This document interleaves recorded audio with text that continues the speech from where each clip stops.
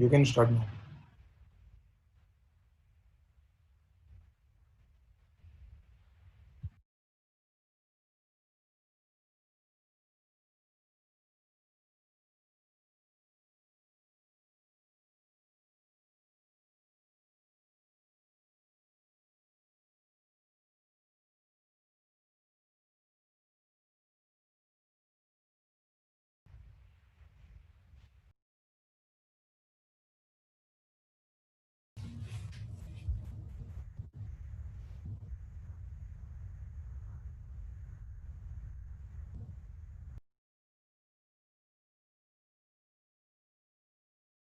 Sir, you can start now.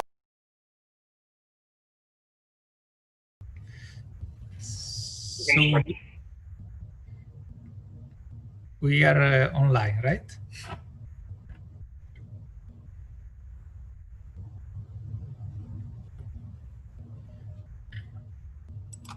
Yes, sir. Start the now. Okay, so well, thanks for inviting me. My name is Carlo Canali. I'm from the Italian Institute of Technology. I hope you can see my presentation. Just a second. Okay, I hope you can see my slides. Okay, I'm a physicist. I'm working robotics since several years. Before I used to work in nuclear physics field, so it's a kind of change, but there are many things in common between physics and robotics. So it's my pleasure to give you a, let's say, virtual welcome to this tour of IIT. I know I'm the first one to introduce the Italian Institute of Technology. So welcome to everybody. We are in Genoa, that is in the north coast of Italy. There are several centers around Italy of IIT. But here in Genova, we have headquarters. So it's the main laboratories are here. So this is a view of the city. If you will have in the future the chance to come here, this is what is waiting for you. IIT has, let's say, many different, cover many different topics. That goes from robotics to nanomaterial, life tech, and computational science. So this is just a sketch view of the organization of the institution. Of course, today we talk about robotics. And in particular, I'm working in the Advanced Robotics department that is led by Professor Caldwell. This line covers many aspects of robotics that range from humanoids, robots, to surgical application. I think in the future you will meet other colleagues that will give you details of their work. But let's say, since I'm the first, I will be I'm pleased just to give you a very quick overview of the many robots that are living in our institute.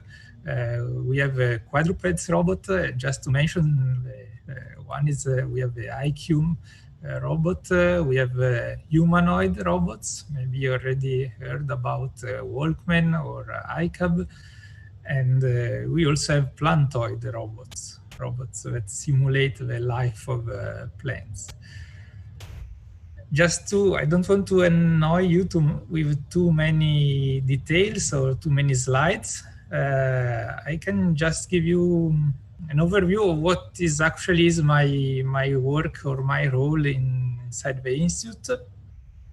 As I told, we have several robots that are kind of science fiction robots, humanoids, quadrupeds, and so on. My role in the institute is to, let's say, to be a bridge between very scientific science or advanced robotics and the industry needs. Of course, we are talking of two fields that are different, because in one case you can study things that are at the cutting edge of the technology, and on the other side, if you speak about industry, what is required is technologies that can be immediately or in a very short time applied. So what I'm doing in IIT is trying to find a link, to work to a link between these two aspects of robotics. I will just give you a very brief overview of our methods.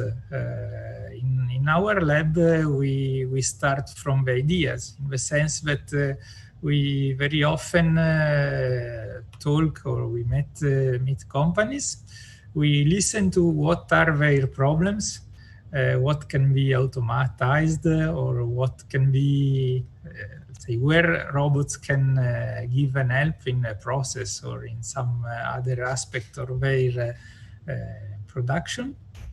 And we start thinking about what could be the solution. So one very, in my opinion, interesting part of my job, of our job, is that we can really start from idea, and from that point we start building the real robot.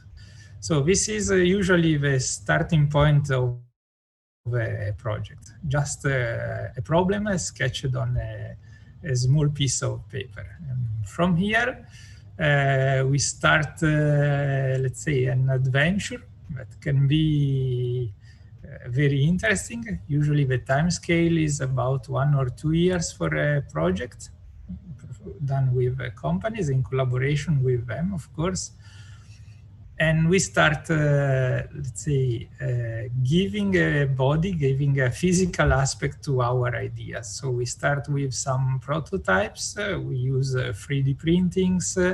Of course, we use all the CAD drawing and CAD programs to create our prototypes. And in a second phase, we start actually testing our prototypes. So we are ready.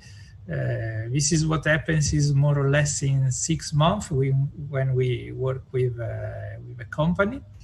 And this is very interesting, in my opinion, because in a few months we move from an idea to a physical prototype that can already be tested and verified in its functionality. And this is just a picture of what happens more or less at the end of a project. We will have more details about this and what is this the guy that you see in this picture.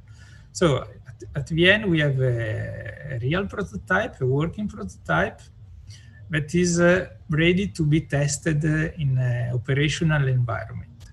So this is after 1 year what happens. We started from a sketch on the paper. In 1 year we have a real robot that is ready to be tested. Keep in mind this picture. This is inside the power plants in Italy, where we are testing the robot that I will show you in few minutes.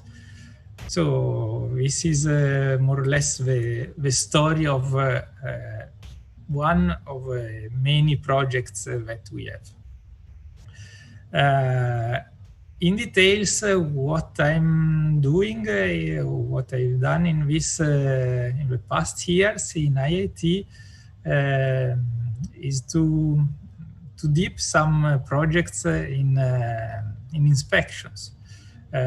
Inspection is, in my opinion, a very promising field of robotics, because open a wide range of application and services that can be performed by robots and are not so developed so far. So differently from what happens, for example, in automotive or pick and place operation, where there are a lot of robots that can do this job very well, inspection robotics still has a lot of applications that need to be explored.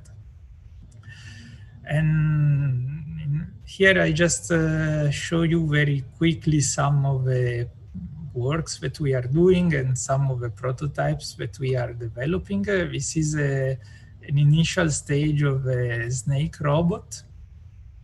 I will show you the physical one in a few minutes, used to inspect harsh environment.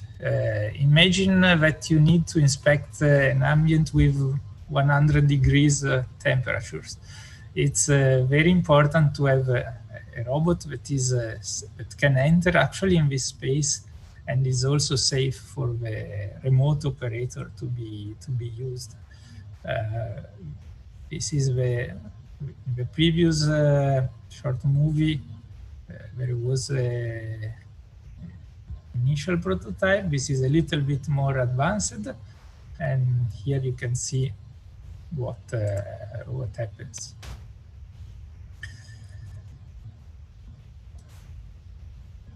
So this is the one that you can also see here on my back. I will make a tour later to show what is doing this robot. The idea in this case was to use cable-driven robots. So it's hyper-redundant robots actuated by cables.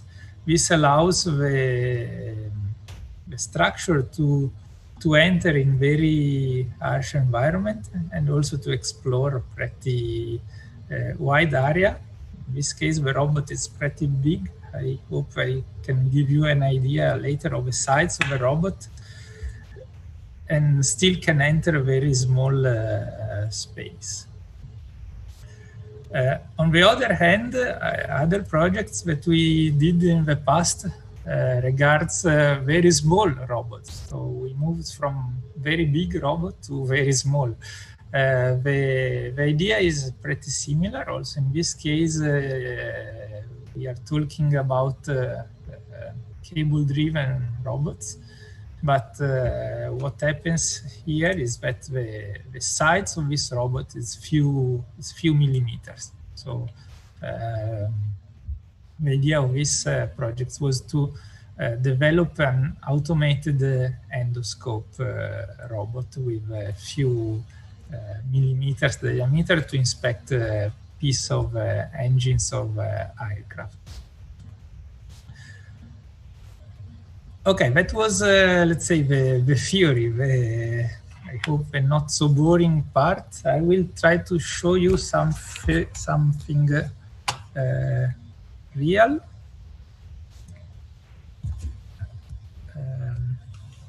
I don't know if you can see. I hope you can see my webcam. So this is, for example, the small motor, the small robot that I was talking before. This is a robot that we designed to inspect power generator. Here on this picture, I don't know if you can see, we have just a magnetical surface, and the robot can simply stitch to it with some permanent magnet. And we also have, of course, its remote control. Of course, this is in the lab, but the same happens in the real power plants. In this way, the operator can inspect the inside of a power generator, just staying, of course, outside the power generator itself.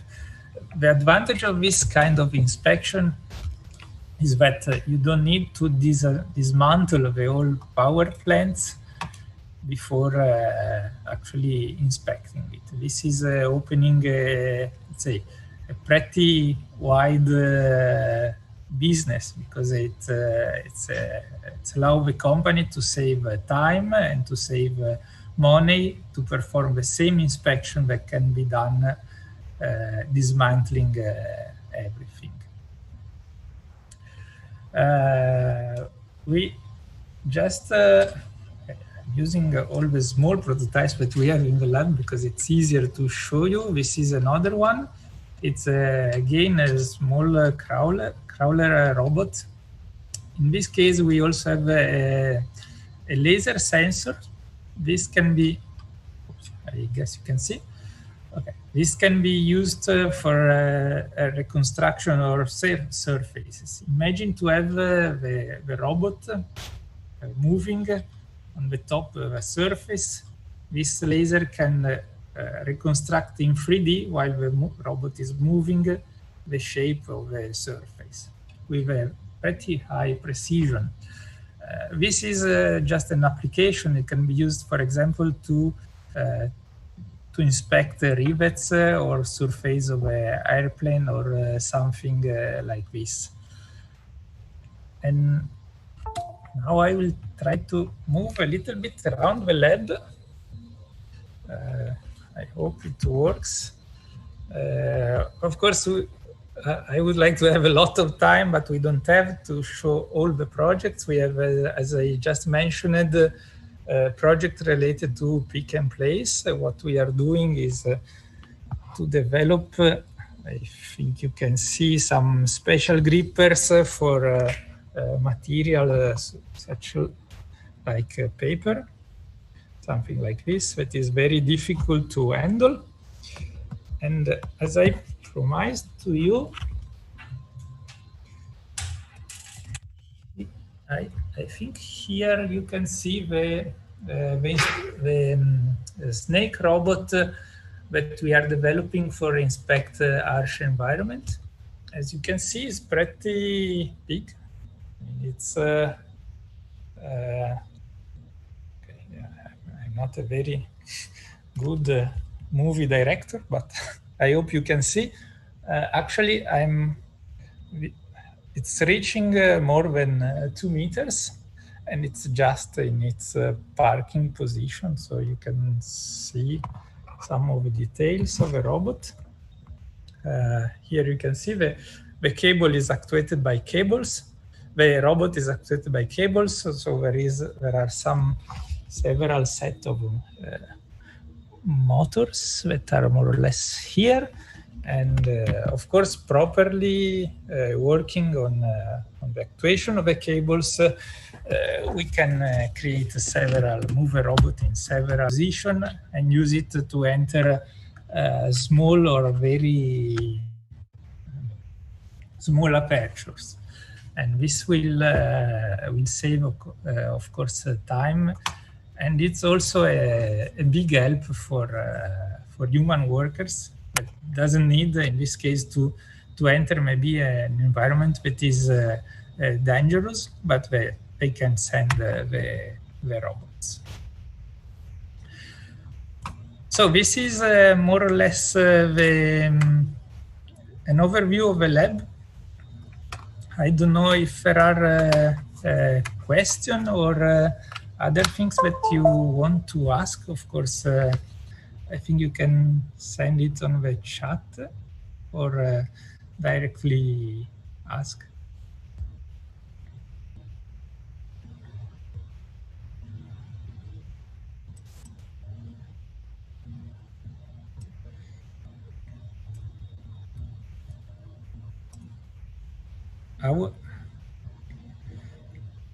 Our institute is a research institute, so we have students, of course. We have especially PhD students.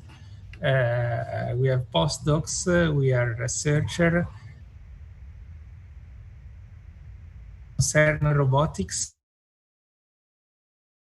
People with different competence, with different background working together. This makes IIT a very interesting place where it's nice to be. Hello. Can you hear me? Yeah. Sorry, if I may enter, my name's Darwin Caldwell. I'm the director of the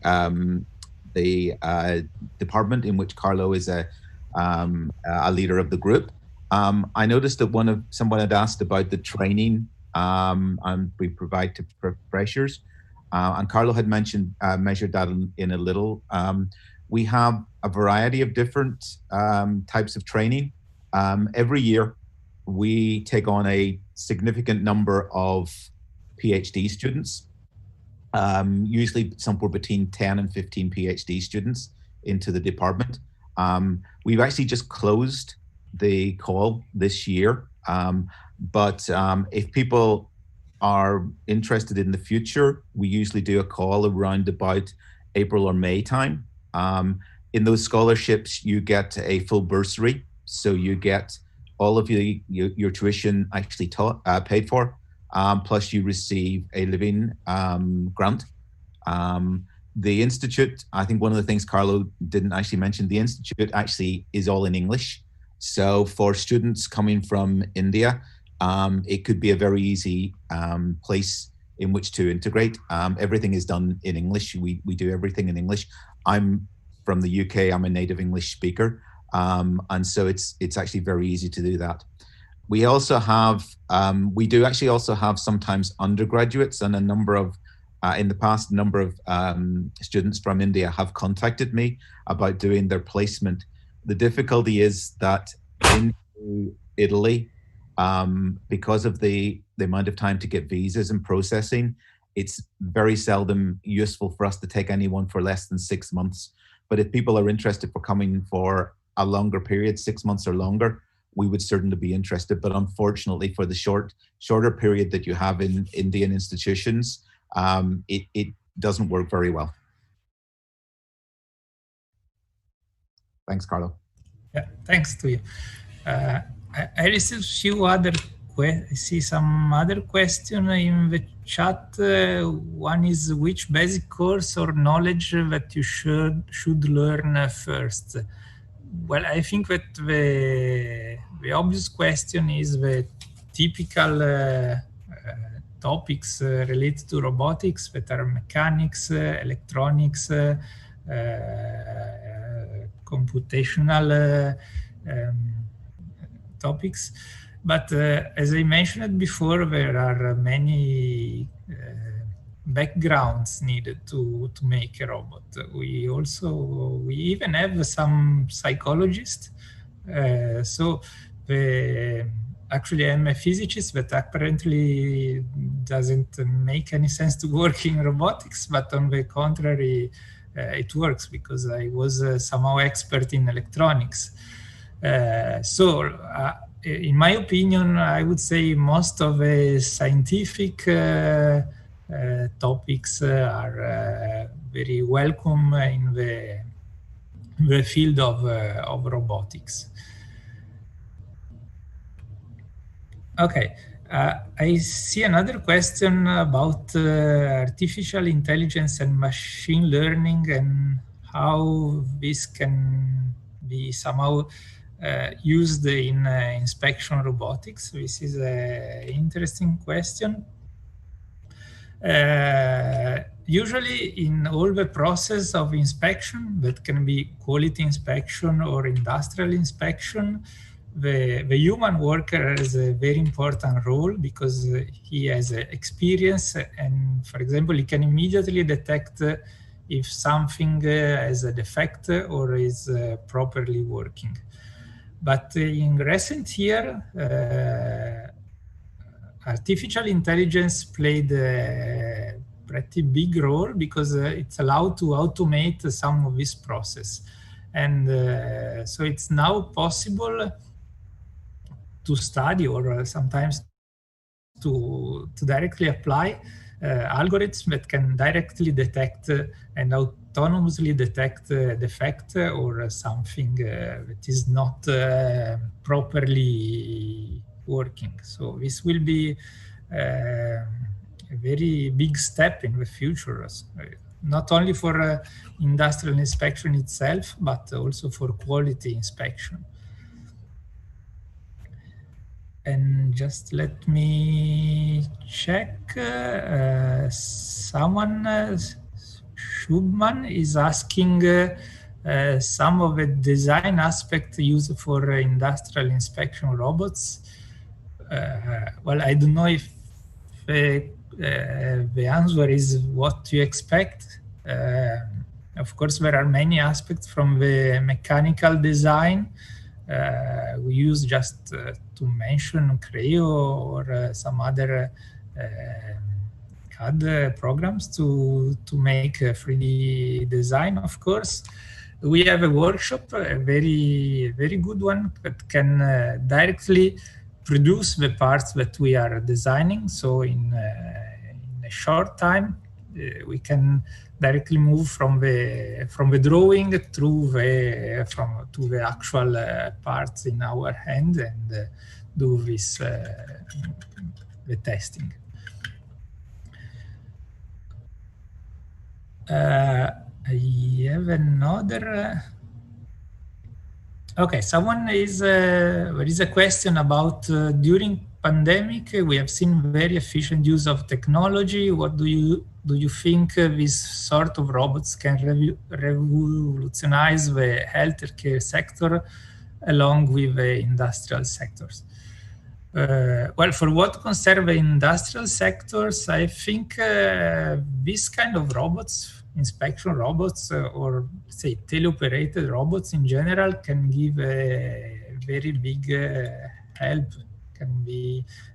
Will be very used in the future, even because they allow people to work in a remote place without being physically present on that place. So I guess this will be a pretty promising field.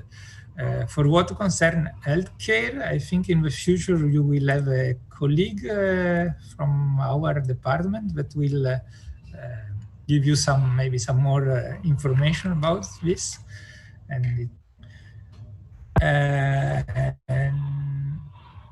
Okay, there are some questions about how I changed from nuclear science to robotics. So thanks for asking. The story is that actually was working with experimental physics. So I was kind of an expert in electronics.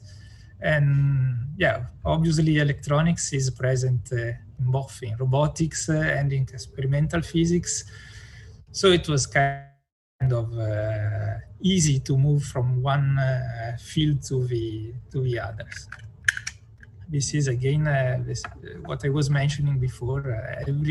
Many aspects of technology are somehow under in the field of robotics. So it's easy to change. Patrick is asking more detail about the snake robot. Well, there are many details. It's difficult to give all of them in a few minutes. As I told you, we use the cable actuated robots to keep all the electronics, all the motors outside from the dangerous area.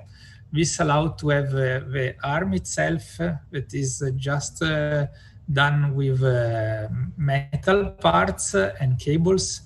And this simplifies a lot the use of a robot in a dangerous area. In our particular case, we had the problem of reaching an area with high temperature. So this was what we kept in mind during the design. Aniket is asking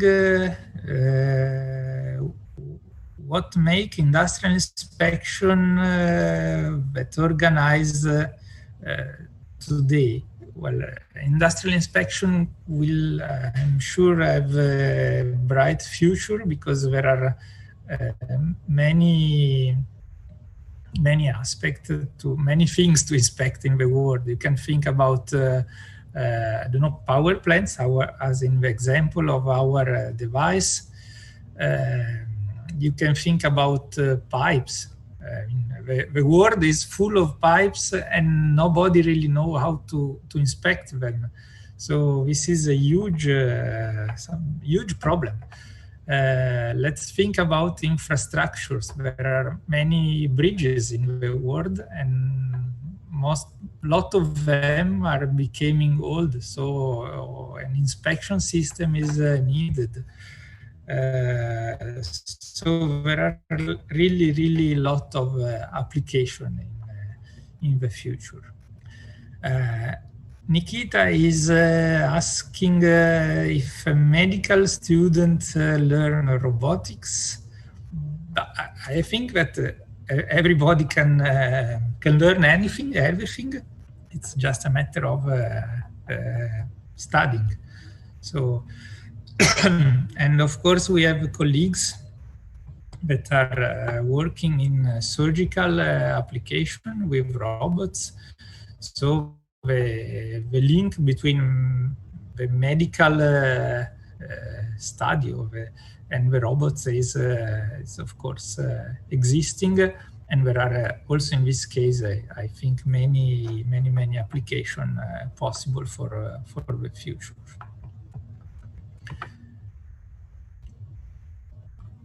Okay, I think I don't see any other question from the chat here. So I don't know if, well, of course you have seen, I think you have seen my contact in the slides. So if you need more information about the institute or how to apply for a PhD or a position here, I can suggest you to just check the webpage or contact directly me or Professor Caldwell. I think we will be very happy to share all the information that you need, that you want.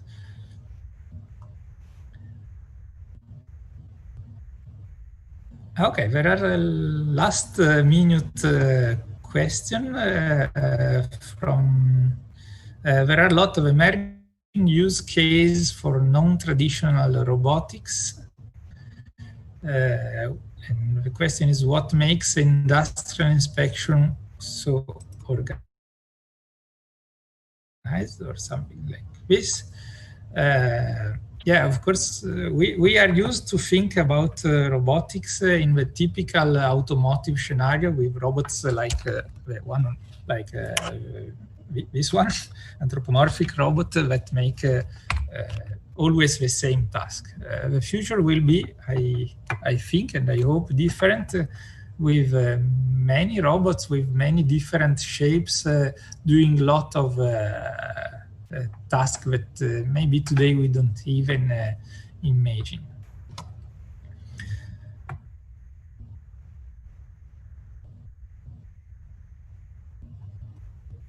Okay, I received a question about medical science.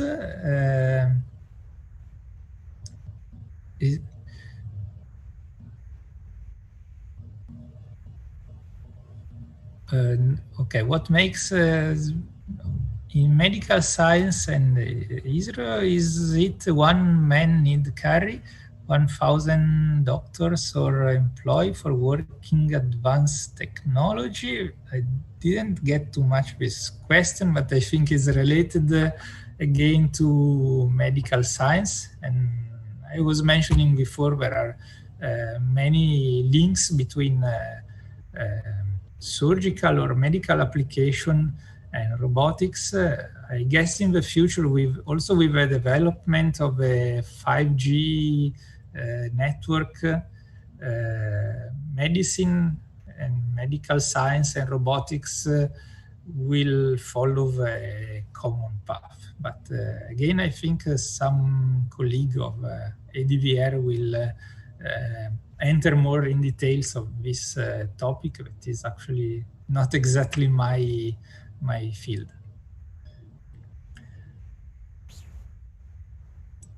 Okay, I think this was the last question. Again, I thank you for listening. I hope you enjoyed this short tour of a lab. And yeah, if you have other questions or things that you want to discuss, feel free to contact us, and it will be a pleasure to answer. So, bye, have a nice day, and I hope to see some of you here in IIT in the future.